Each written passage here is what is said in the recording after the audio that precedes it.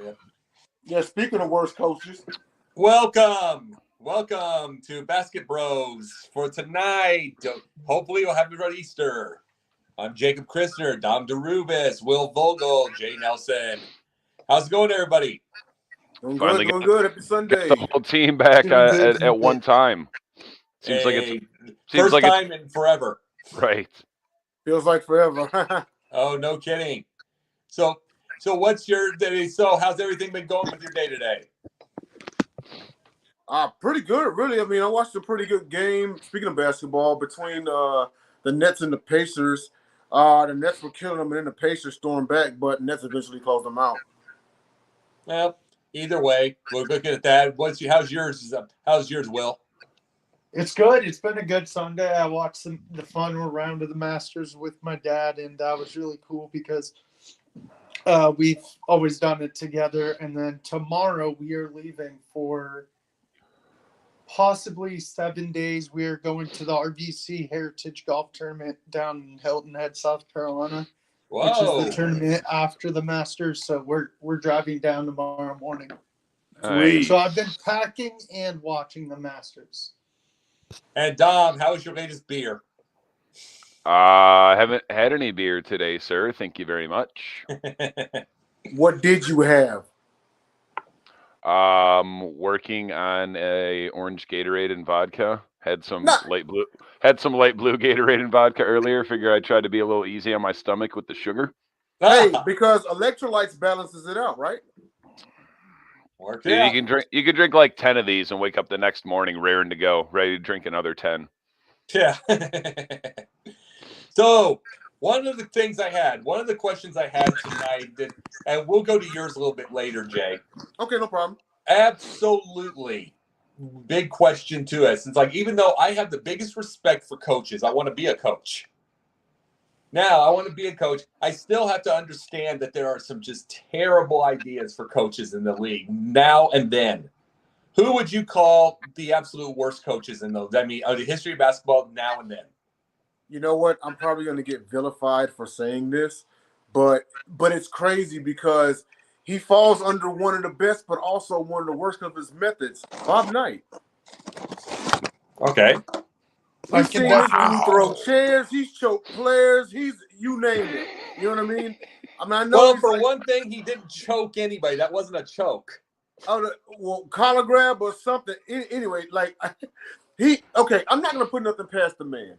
He won games. He's ranked up there as among the best. It's not like he's a sorry coach or anything. Sure. It's just his style. You know what I'm saying? And I get the hard-nosed style and whatnot, but I mean, dude had a temper through the roof. You know, it's almost could you imagine being a player under Bobby Knight and having to walk on eggshells? Well, here's what I think about. But it goes back to Bird. Bird was like was with Bob Knight for like 17 days, and just like with Indiana. Mm-hmm. And the one thing I think about is if it's like considering the type of mentality Larry Bird was. If Knight grabbed him, he just lay him out. Bird would just lay him out. Yeah. It just flat out lay him out. It's like Bird didn't put up. I mean, you look at him in pictures. He didn't look like he liked taking pictures. No, he didn't. No, you get back onto the court. So I think Knight would have been laid out. That was me. I'll tell you who I think, and I'll give you one to start with. Jim Boylan from the Bulls. Wow. Yes. Yeah, but let me put it to you this way: he looked like a cheap private detective that thinks he's in a film noir, but has a fat wife and kids that hate him. Oh wow! That is so tough. He was just the most pathetic. I mean, you're talking about somebody. He once called a timeout in the middle of a fast break. Wow, I forgot all about Jim Boylan, but you brought it right back. He is awful. I mean, Jim Boylan was just horrible, and it's like, and people wonder. You get Bulls fans that are like, they're getting frustrated that the Bulls are kind of sinking a little bit toward the end of this year, going into the playoffs. But they're going to the playoffs. That's one. Plus, number two, they scored 31 wins last year, and they had to make up for what Boylan was doing. And Absolutely. and it's like, I mean, Billy Donovan has a lot of work to do with the Bulls because of what Boylan did. Right. So it's like to me, Boylan is just that. Okay, he's kind of a defensive specialist. You can bring him to camps. You can bring him to camps. You can do all that. He's just not a leader. Yep. What do you got, Will? I've got two for you. Dom's going to hate me saying his name. It's because he was a horrible coach. He was a phenomenal player. Isaiah Thomas when he was with the Knicks. Oh, no, that's a great one. I can't believe – wow. I'm ashamed of myself for not saying that myself. Yeah. And then the second one is – also an atrocious GM. Yeah. Yes. Maybe a worse GM than a coach, and that's saying something because he was a really bad coach. But keep going. The other one, he was doing a lot to work with, never made an NBA Finals, went pretty decently far in the playoffs, but not as far as people thought. Vinny Del Negro. Oh. Yeah. I can see that. And here's one more. Luke Walton. Luke Walton was one of my, and I'll tell you this, Luke Walton was one of my things that I was wrong about in my head. Because when I saw him with, I know what you're saying, when I saw him with the, I thought I saw a future when I saw him with the Warriors. And it's like, I thought, okay, I saw a future. I said, this guy's going to have, he's a nice young coach and he has a good mind and blah, blah, blah. He just never made it. I thought he would. That was definitely my wrong. I think personally, with my opinion on Walton was the pressure of his dad being a really good player and being a basketball mind. Well, Luke Walton was a better basketball player than he was a basketball coach. That's usually how it goes, though, and vice versa. Yeah. What do you got, Dom? It's not saying a whole lot. Jake is going to try to crucify me for this, but it's Alvin Gentry. No, I'm not. How do you coach at a minimum? Because I tried to look right before we went on the show. A minimum of 1,136 games coached, and his win percentage is under 500. Sure. And it's not 0.498 either. It's 0.454. This dude either takes over teams that aren't his and underachieves, Phoenix Suns, Pistons, not Hornets, Pelicans. I was going to say, Mark Balfe, if you're watching, me and you are the charter members of the We Hate Alvin Gentry fan club. That man has been stealing paychecks for, I don't know, whatever, for the vast majority of whatever 1,136 divided by 82 is. It's like, this guy just keeps getting jobs, and he's never done anything. He's never been to a finals. I don't think he's ever been to a conference finals. Been to give a couple playoffs. But no, the thing is, I'm not going to crucify you. I wasn't saying, here's the deal. Like, there's no crucifixion on that or crucifixion on anything like that. I'm not saying he's a great coach or even a good coach. What I said was that there's a specific thing a coach like, there are terrible coaches like Boylan. Right. Then there's terrible coaches like Boylan, and then there's the great coaches. And then I also put another category of the coaches that you use. Like I said, I put Alvin Gentry in Orlando. Yeah, we had this conversation before. Alvin Gentry's a good coach. In Orlando, it's like you get a young team that, to me, Alvin Gentry I don't think he's a huge leader. I think he's a little bit more of a teacher. Right. He's a teacher. He teaches the game. He's 67 years old. He teaches the players that need to get themselves through the league. You win a little bit. It's like you're going to win more than you would with the last crappy coach. Right. But yeah. Yeah, that's what you use Alvin Gentry for. You don't. You hope he's good. He's good to take over a 19-win team and get them to about 35 to 40 wins in the next couple years. But he's not going to coach a team of any sort. He's not going to coach anyone up to a championship level. Like, you might be able to get the most out of young guys, but that's about it. You don't put him to replace Monty Williams. Right. No. But I did have a question because and I'll start with Will since he's the Hornets fan, because he pointed out that Isaiah Thomas was an atrocious GM. So who's worse as a GM, Isaiah Thomas or Michael Jordan? Michael Jordan. Isaiah. Michael Jordan. Tough. As a Hornets fan, I can't stand Michael Jordan as a GM. I think he's an awful GM, and I've been saying for years I want him out. You're Here's the thing, though, Will, and I know it's just based off of your team, but you got to understand something. Isaiah never came close to really any playoff runs. Even Michael has play-on games. He has a couple of those now. Yes, true, but I still advocate. I really don't like Michael Jordan as a GM. I really don't. I think that's fine, but we can't say he's worse than Isaiah. We can't say he's worse than Isaiah. Isaiah didn't come close. He's not worse than Isaiah, but he's still bad. Like, I know we've gotten some good players in and stuff, but still, he's also been very lazy. He doesn't really show up to a lot of games. He doesn't support the team. And he's done some, like, stupid, like, stuff. Like, for example, Malik Monk, when he played for us, made a boneheaded play. And, yeah, it was a boneheaded play, but you see – you go to the bench, head down. And normally, I would say, okay, clear your mind. It's on to the next play. Michael Jordan just hits him in the back of the head. I'm like, dude, that's not going to bring players back. That's just going to make them really pissed and not want to play for you anymore. So I've been advocating that I want Michael Jordan out. I at least will say that, and to Jacob's point, when y'all were the Charlotte Bobcats, they did make the playoffs once. Yes, we did. And the Hornets, we've made it once. But see, that's two more than Isaiah.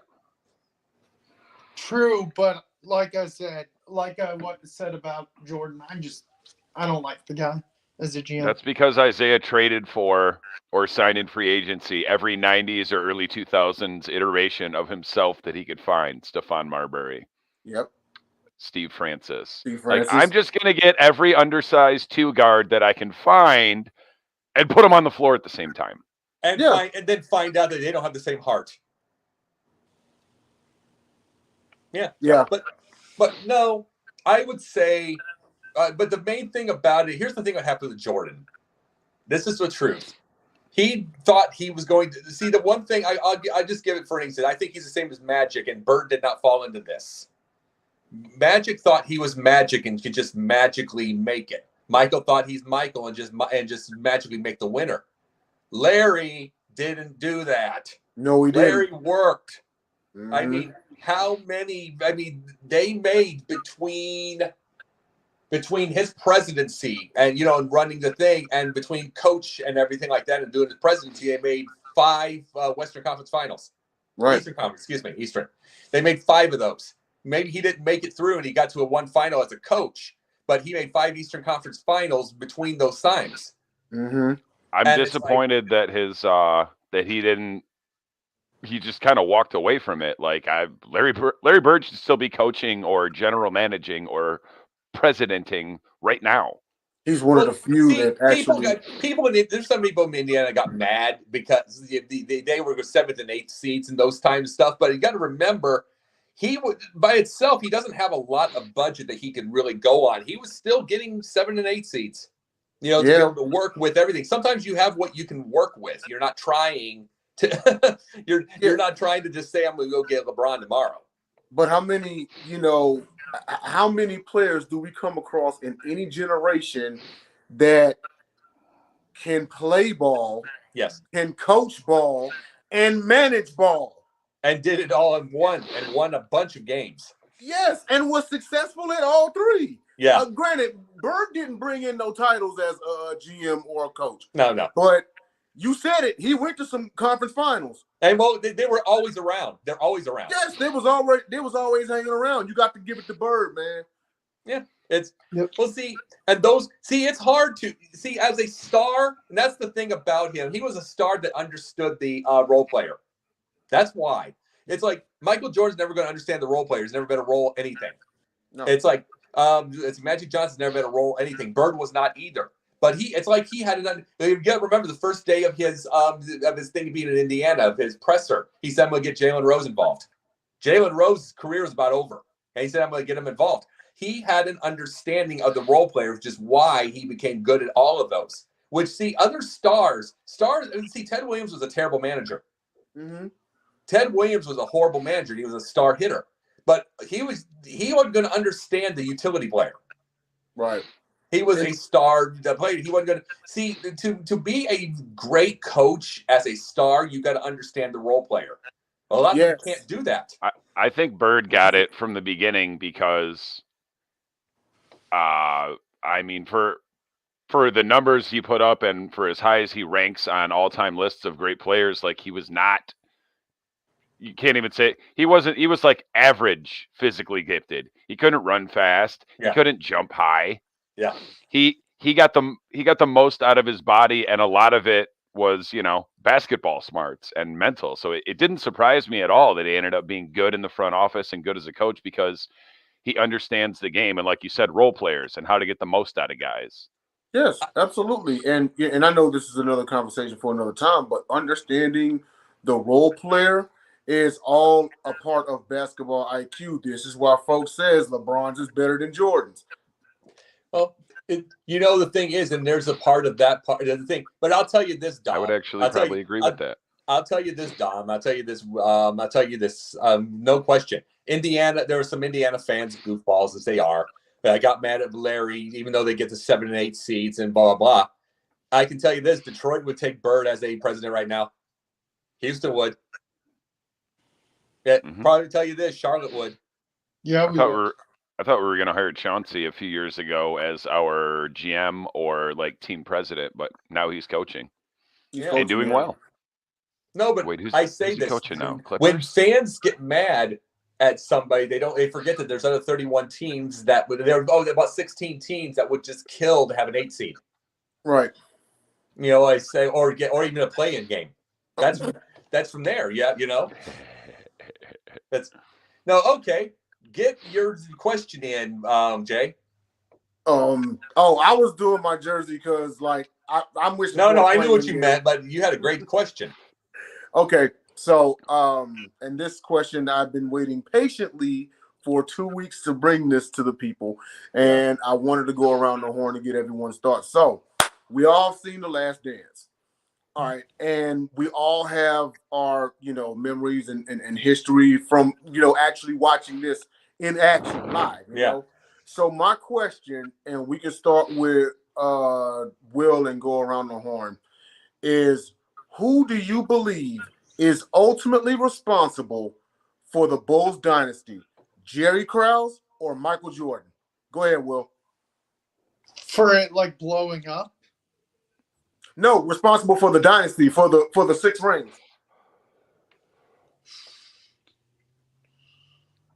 God said Jerry Krause.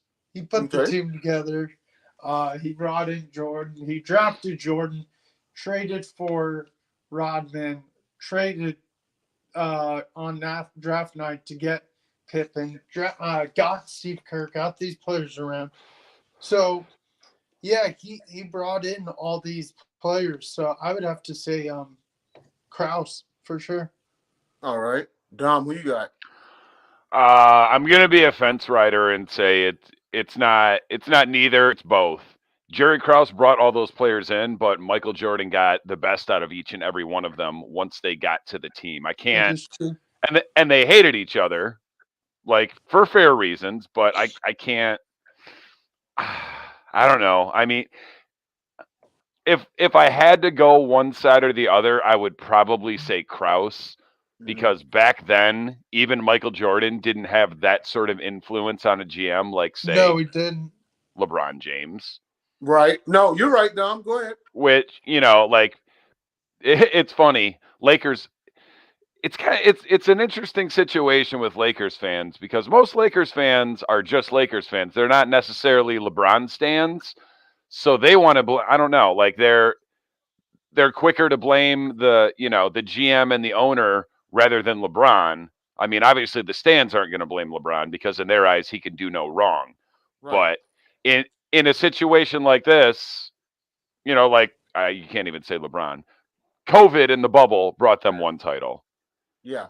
But everything else that's happened, chasing away all those young stars and assembling the oldest roster in NBA history by far, that was LeBron. Because I promise you, Jeannie Buss and Rob Pelinka wanted nothing to do with that. But they're like, okay, LeBron. Same as when the trade deadline came and he was like, hey, will you guys trade Russell Westbrook? Pelinka and Jeannie Buss were like, no, we will not. This is your mess. You fix it. Right. You know, and with the whole thing with Lakers fans, because notice that every team that he went to was excited to get LeBron, except LA, because when LeBron went to LA, there was still much of the fan base that were Kobe fans.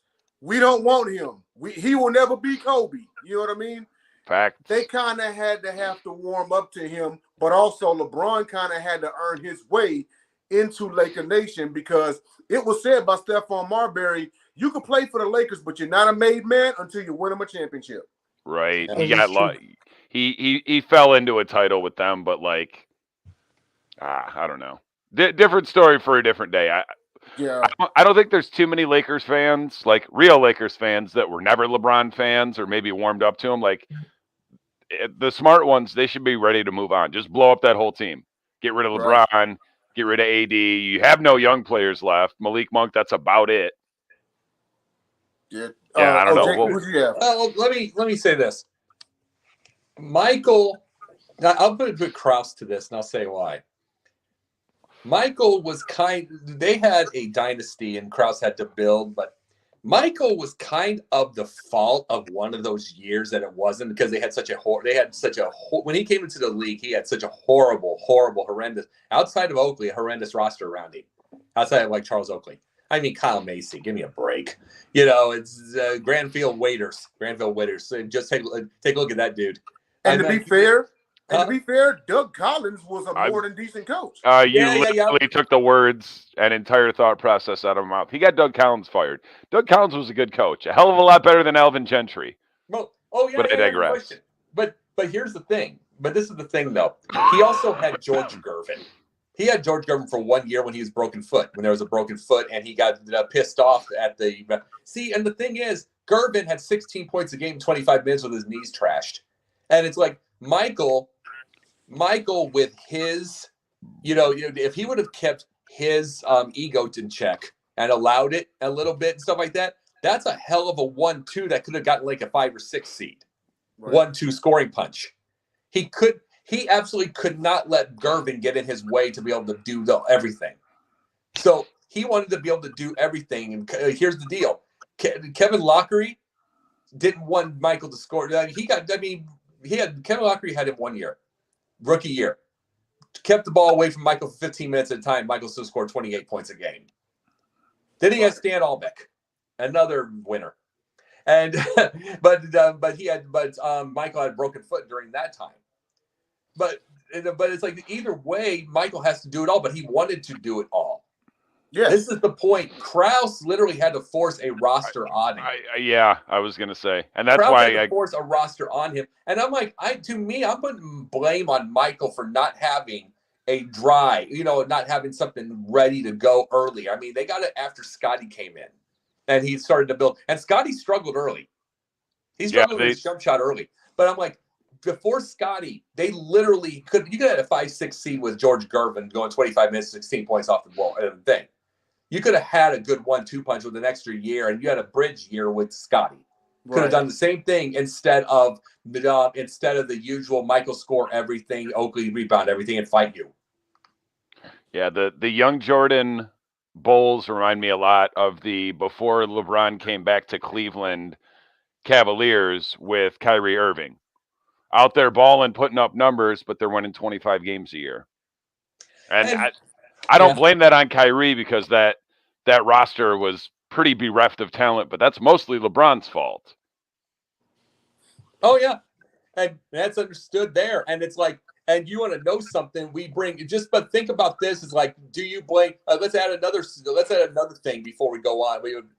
Do you blame Jordan or the coaches for the early failures? Oh, that definitely was. Jordan was young, man. I'm not gonna throw any. I'm not gonna throw any on him. Shoot, dude. But I would say neither. I mean, it was just everybody else, because you had Doug Collins. We're in agreement that Doug Collins. Now, he was no Phil. Phil was the assistant, because Jordan and them didn't start winning until Phil got promoted from assistant coach to head coach. You know what I mean? Which you could probably put on Krause or the owner, whichever way it works. I would say it was just everybody else. Like Jordan had no team. Like Doug Collins, he had his hands tied behind his back, essentially, So, I'm going to say neither really. I'm going to say that it was just everybody else. Dom said it. All he really had was, that's it. I agree. He had a young Oakley. Yep. Yeah. And so this is what I'm going to say about Jordan. He had 4 coaches. Here's what I'm going to say about Jordan's coaches. Jackson and Collins were score. And Albeck and Lockery, no score. And those were the things. And if you would and the thing about it is, if you were to put any of those deals, you have those apps, score, no score. And it's like, and that is the thing. Normally, have you played that game? And have you played that game, Will? Score, no score? I need to. I've seen it all the time. I've heard it's fun. I definitely need to. And what about you, Jay? In order to be a winner, you got to score. You want to score. If you score, you end up in the back seat. No one wants to ride, back seat. You at least want to ride shotgun. You ride shotgun by scoring. Or you want to be in the driver's seat. You do that by scoring. If you don't score, you're either in the back seat or you're outside of the ride. I have not messed with the app. I already have 1 or 2 too many voices as it is. I don't need to add gambling to that. But it's a good app. Remember, it's gambling for dummies. You said it yourselves. It is. For dummies. And I know all the subliminals. Y'all, get the Score No Score app. Okay, it's in the App Store.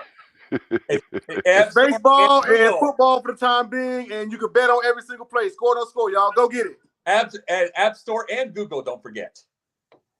Android's all right, but And remember, if you have a vice like Dom, do it anyway. Yeah. There you go. Yes. So, does anybody have any other topics? I think you had one, Jay. You had another one, didn't you? Oh yeah, I have plenty of them. All right, let's. Worst coach of your team's existence all time. Oh man. Worst coach? Yeah. Y'all going D'Antoni. I don't care that we won 65 games. I don't care that we did get to the playoffs season after season. The dude is the definition of insanity. And the definition of insanity is doing the same thing over and over, expecting different results. Everybody came at me, oh man, y'all done won 65, 62 games. Y'all got the best one in the NBA. I said, I don't believe this team. I don't believe D'Antoni because I know what he is. Seen it in Phoenix beforehand. Let me tell you something. And not saying that these guys were coachable at this point in time, but I'm just saying, at one point in time, he coached Steve Nash and Kobe and had 0 titles to show for it. That should tell you everything. That's right. He coached the Lakers too briefly. I forgot. Sure did. That was old Steve Nash, and for a minute there, that was where superstars went to die. Well, that was MVP Steve Nash, but again, and to his credit, he'll get you a regular season most valuable player. He did it with this man. But as far as getting them to that next level, man, he just ain't it. And we're sitting here. Imagine being a Rockets fan and night after night, you're like, don't get me wrong, we're a 3-point shooting team, but it's like that night when the threes aren't falling and you scream at the TV, get to the line. Right. Get to the line. Take it to the threes hole. Ain't falling, stop shooting. Well, I would say. Well, D'Antoni, the thing about him, sorry about that. The thing about D'Antoni I look at also is, I brought this up a couple of weeks ago.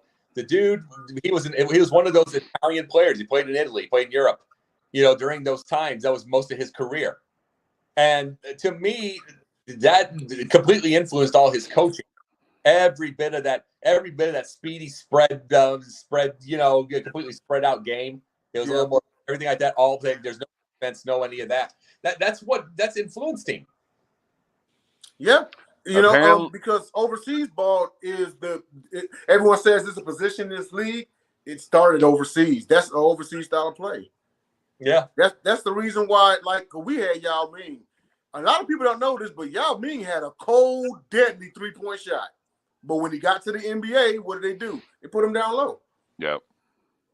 Well, you know who else cold 3-point shot for a big guy, Sabonis. Yes.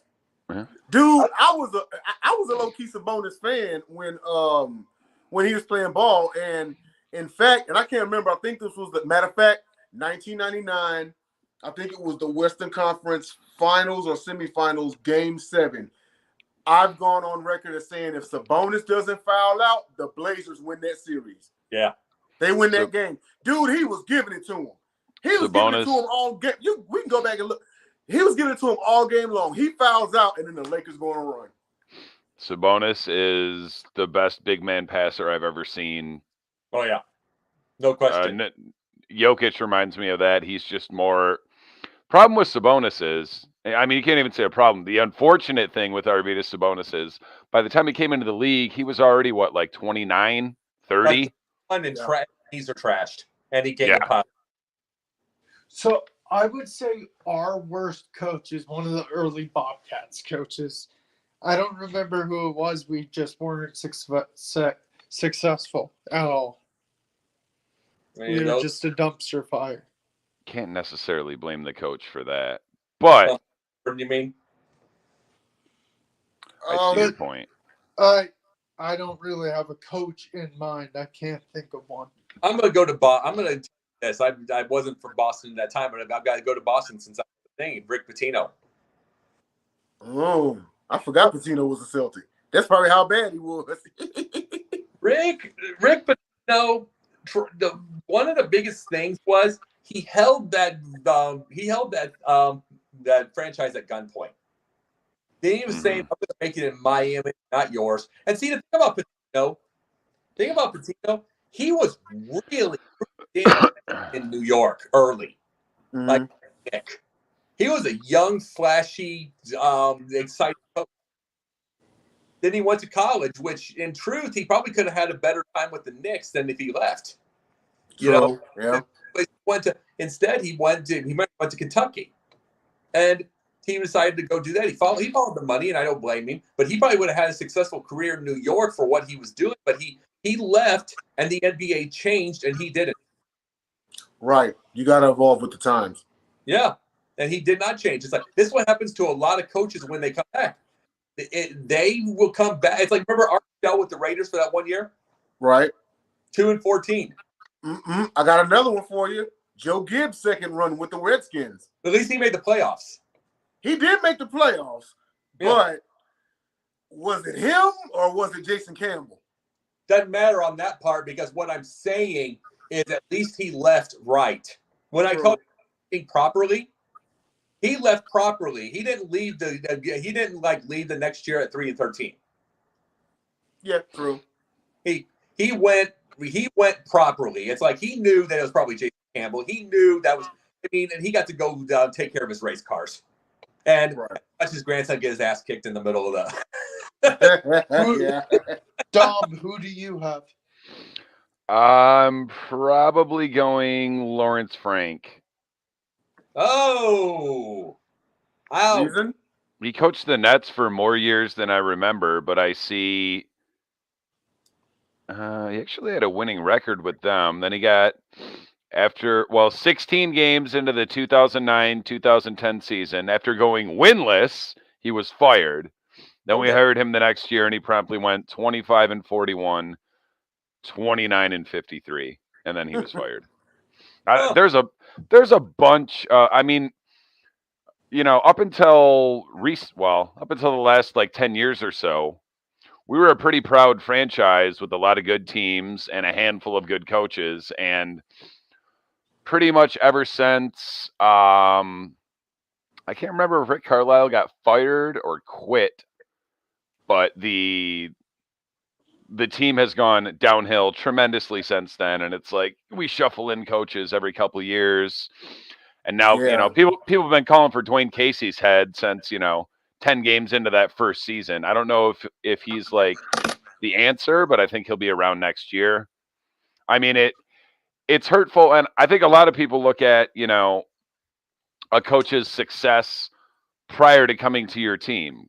He was reeling off, you got a resume.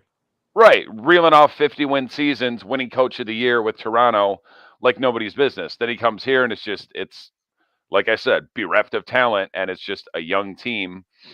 And I don't know if he's the answer or not either, but continuity at head coach in any sport is always, unless it's the wrong guy, which he may be, but firing him and trying to bring someone else in doesn't make much more sense either.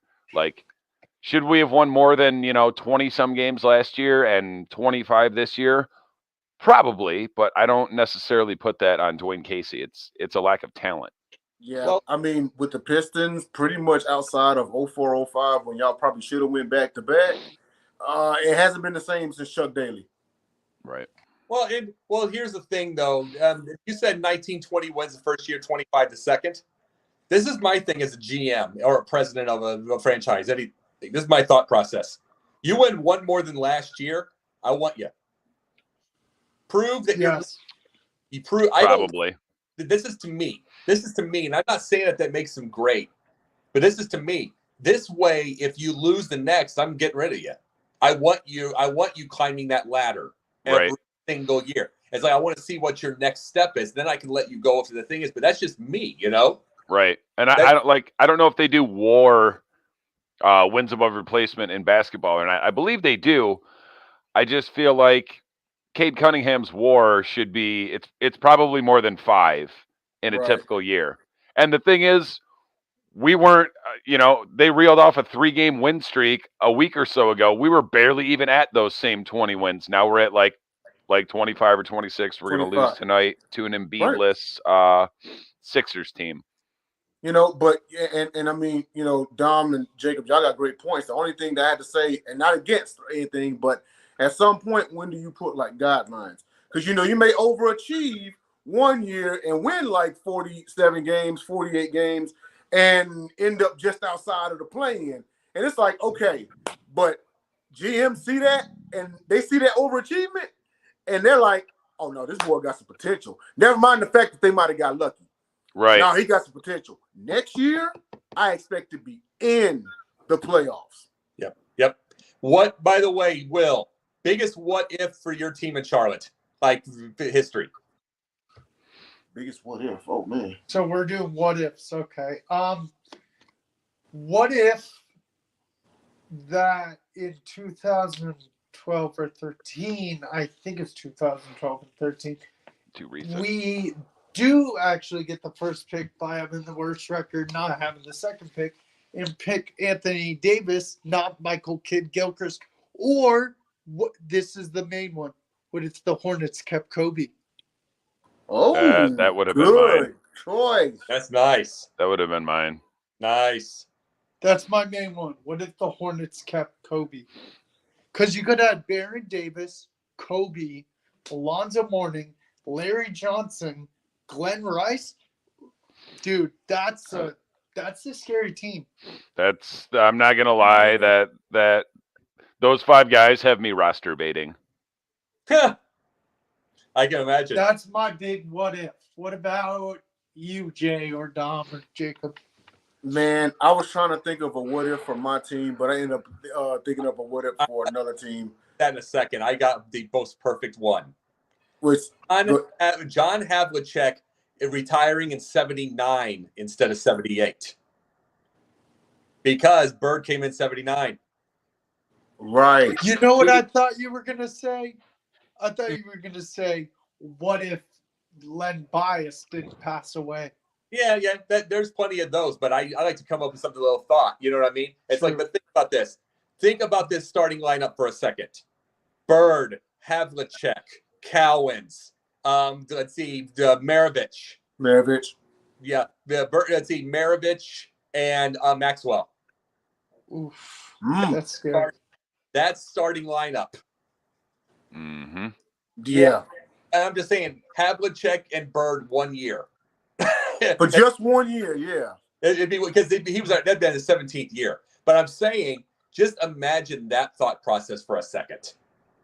Man, that's crazy. Put Havlicek and Larry in the same thing. You already had a beaten up Maravich, and that was still something else. Bird. It's like, but I'm just saying, it's like those are the things, the what ifs. Those are the what ifs. It's like you're just imagining the guy just missed him by 1 year, and Havlicek. Yeah. What about you guys? Go ahead, Dom. I mean, obviously, my what if is what if Carmelo instead of Darko Milicic. That's kind of goes without saying. True. I don't. Oh, speaking of horrible GMs that were former Piston players, Joe Dumars made one good trade, maybe one good draft pick because I like Tayshaun Prince. He fit that team, and that was. I think we already had Tayshaun. We did already have Tayshaun, and that's probably why they didn't draft Carmelo. That or, apparently Joe Dumars spent a lot of time minimally watching film or, over in Serbia watching a teenager play. Either that or he was watching a lot of grainy film and saw a lot of stuff that no one else saw. But part of the problem is it's not even so much that he didn't draft Carmelo. Like, that was a luxury pick. That was either we're defending champs when we drafted him, or that was the year before. That was the year before we won the first one, I think. Either way, like, obviously if you draft Carmelo, he's going to play. I guess they figured, okay, we'll draft this kid from Serbia, Montenegro. He won't have to play.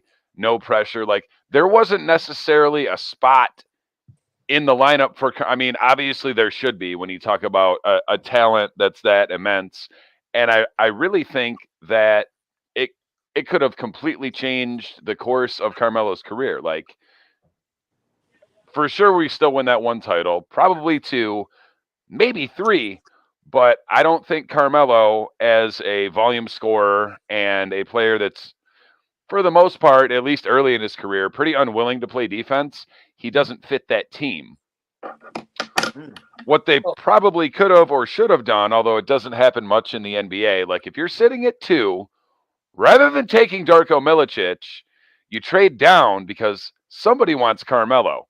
Even if it's just the Nuggets at number 3, like, hey, we're about to draft Carmelo. Do you want him? And then you take their 3 and some future picks.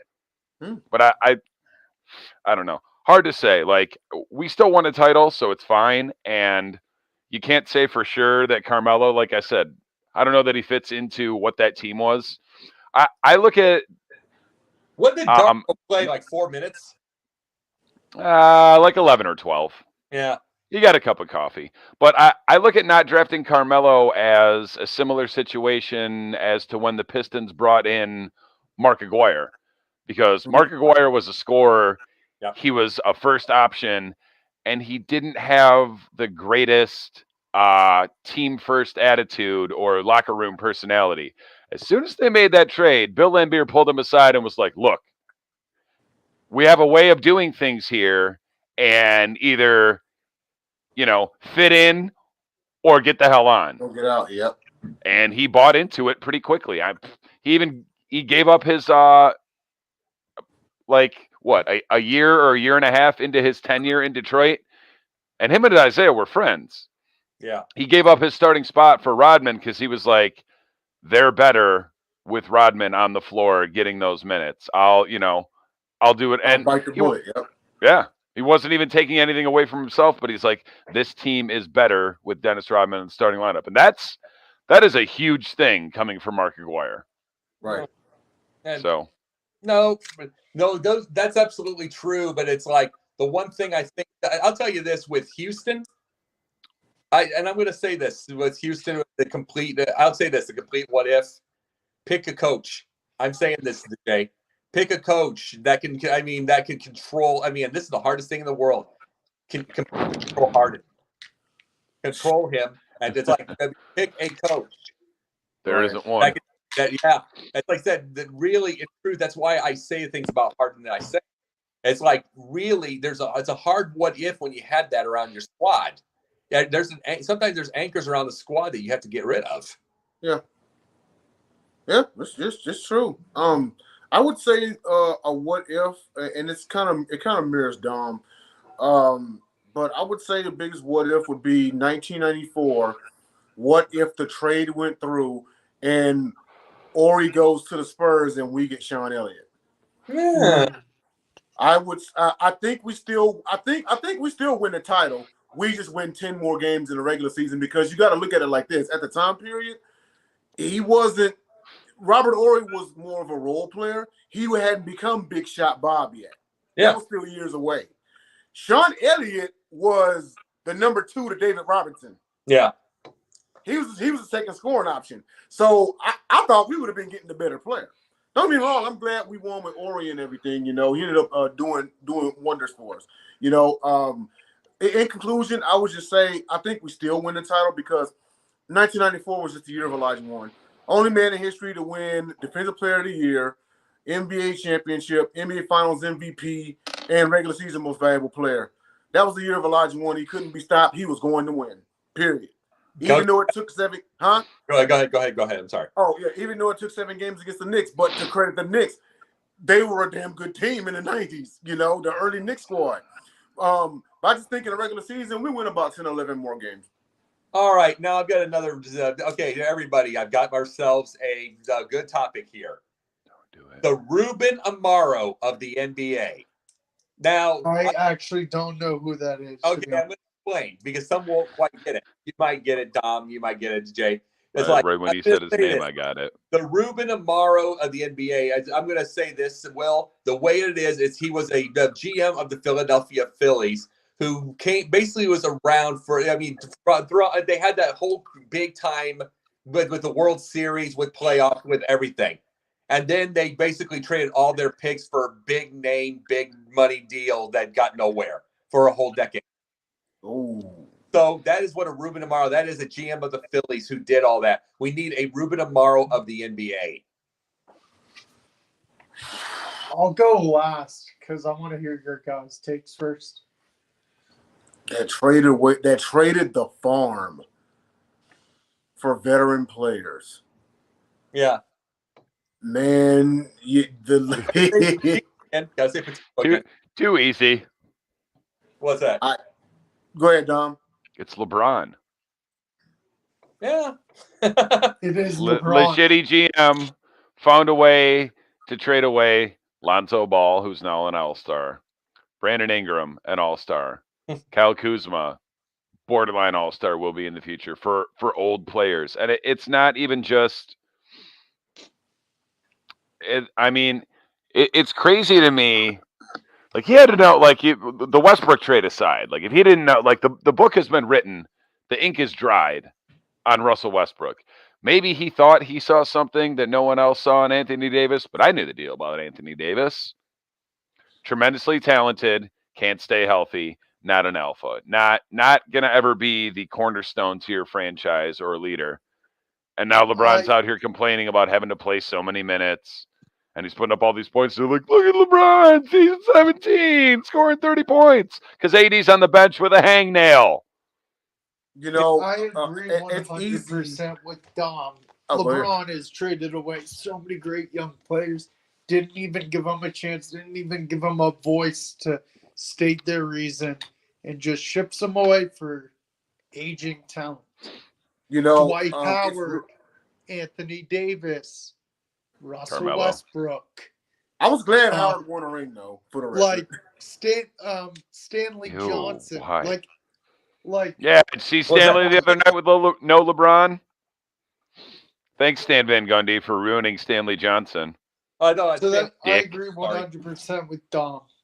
It's easy to blame LeBron James in this, but I'm still going to put it on the general manager, and here's why.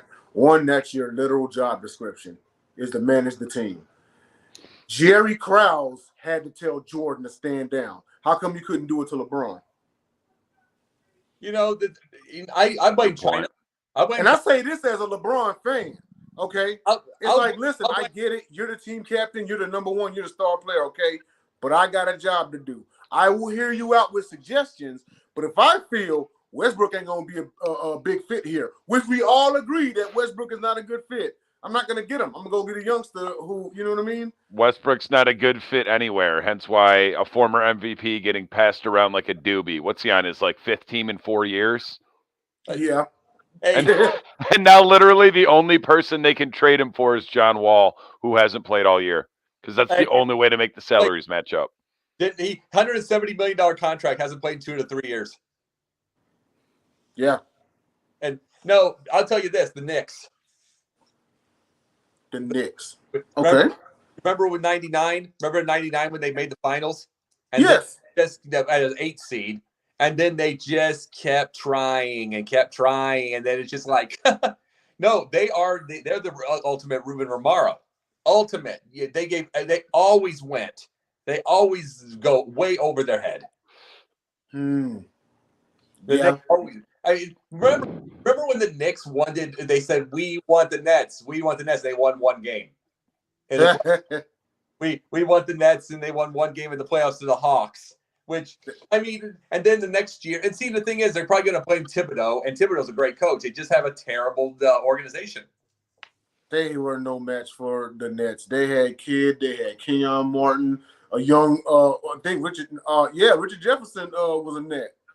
So yeah, they were no match for them. So trading away them just to compete with the Nets, nah, bro. The Knicks, do you know something? The Knicks are now the AEW of basketball, and the Nets are WWE. That's fair. And I'll explain. AEW's got some great things going. You know what I'm saying?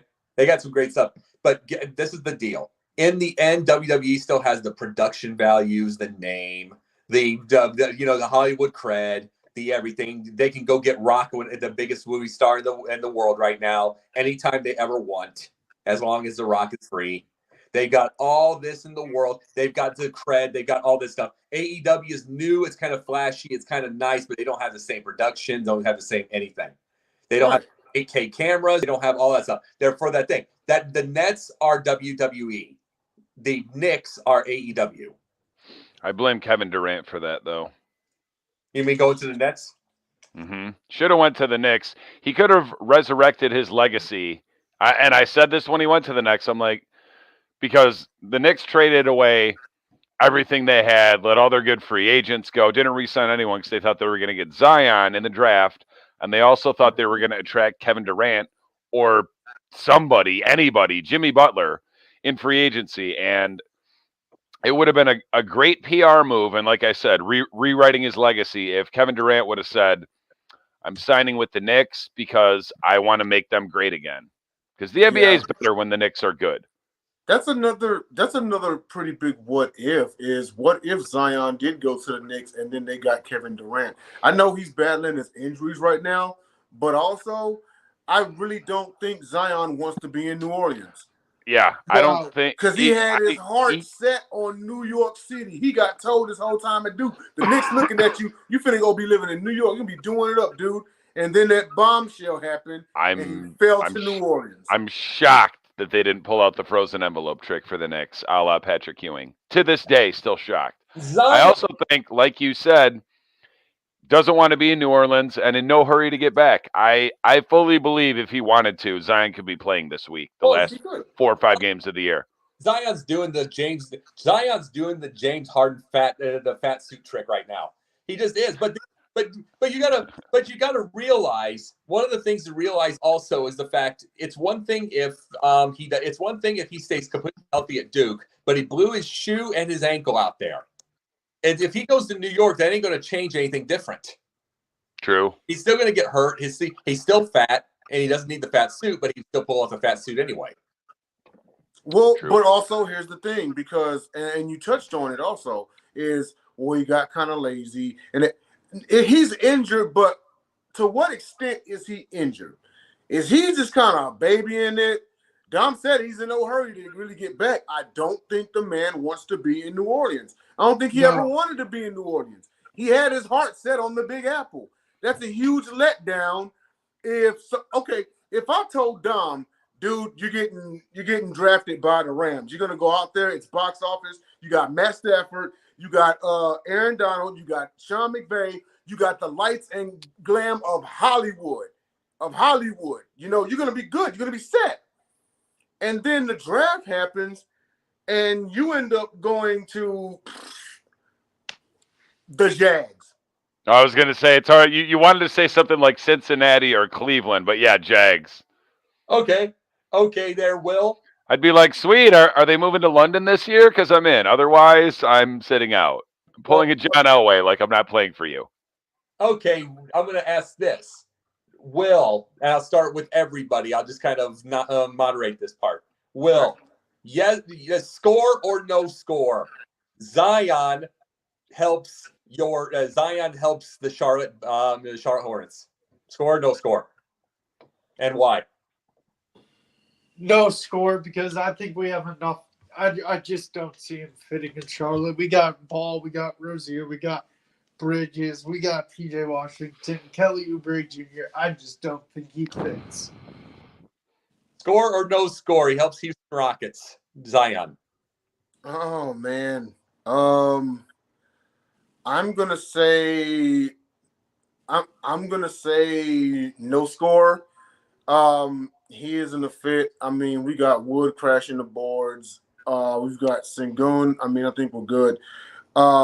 It would take, if he does, it's gonna take a minute because he's gonna have to get in shape.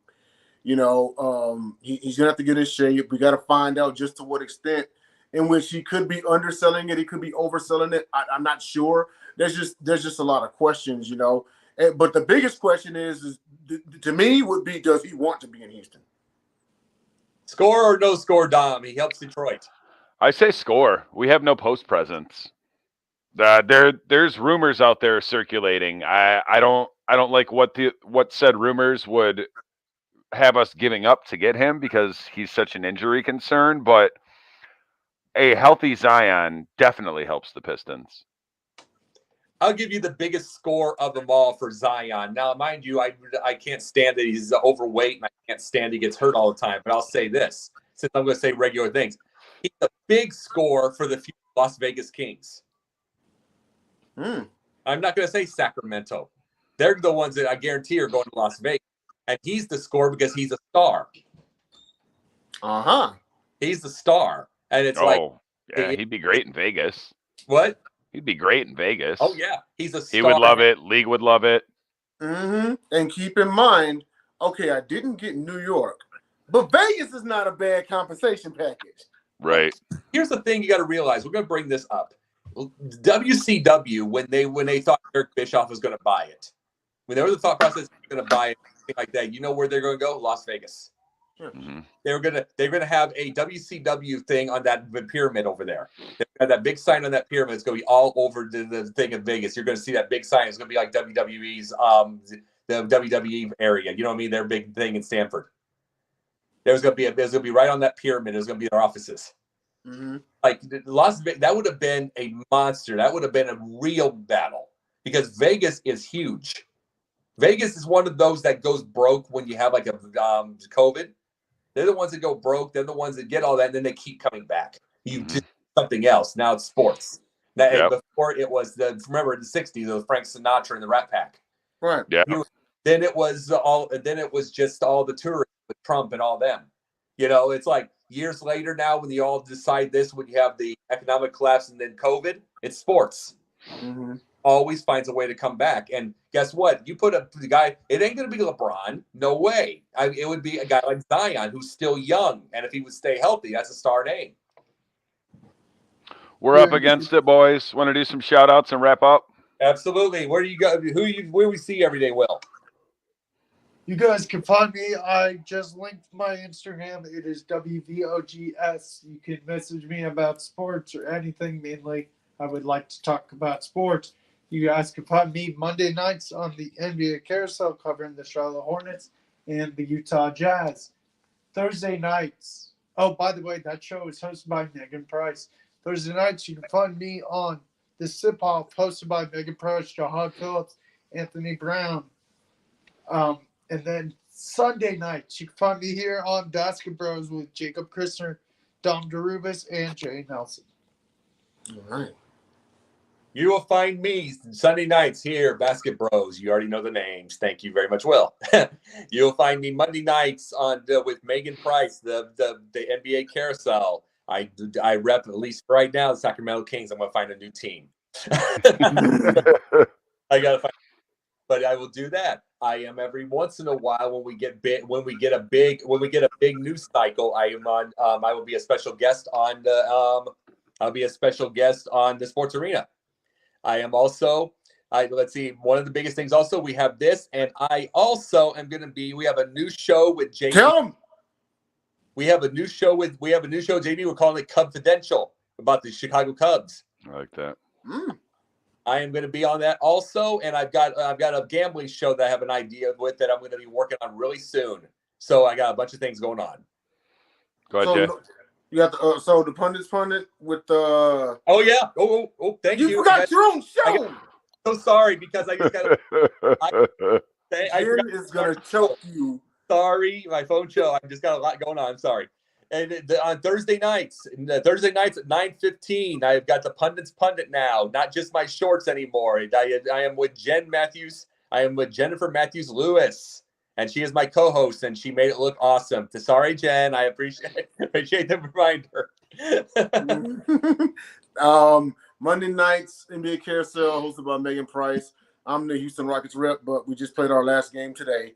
So I don't know if I'm going to be covering a playoff team like I did last year. Last year I covered the Sixers when they were in the playoffs, but our guy James Tatum is now the Sixers rep for NBA Carousel. So stay tuned for that. I'm kind of in limbo. But also Thursday nights, the Sip Off, Megan Price, AB, Jahan Phillips. Jahan Phillips just won $20 off me last night because he picked Polk and I picked Korean Zombie, and Zombie got it handed to him. But we're gonna run that back for the NBA playoffs.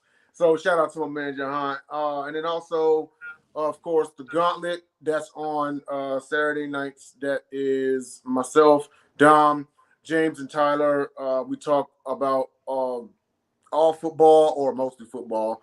In the NFL, check out our episode we did last night where we covered the draft, and we also had a little moment of silence. Shout out for Dwayne Haskins, rest in peace, young man. And yeah, it was a great episode. So please go check that out. All right, Dom, it's on you. Detroit _Dom1 on Twitter. You can find me rabble rousing with celebrities and current and former professional athletes. Mondays NBA Carousel, Thursdays Sip Off, as well as Kneecap Biters of Smoking Jeremy B. Saturdays 7 p.m. Gauntlet with the Horsemen. Sundays basketbros with these three individuals 8 p.m. and that's it. All right, it's been. And by the way, I want to say something real fast about Haskins. This situation tells us we all need to understand that life is so fragile, and we probably, and in all truth, every single one of us probably needs to be a little. I already try to be more understanding with coaches and with players, and try not to be mean. And it's like I said something a day before he passed away. I'll admit this. I called Pittsburgh, the Pittsburgh backups, the two-headed level of suck, and I feel bad about it because you don't realize how fragile it is. You're just thinking, you just think you're talking about the thing at that moment and who's going to win. You just get into that moment, and it's like even I can run into that kind of emotion at that moment, and it's like at the end they're humans. Right. Yeah. And we need to always realize that thing. And someone just lost their 24-year-old son, about to be 25. Yeah. Prayers for the Haskin family. Yeah, absolutely. You guys all have a great night. Take care.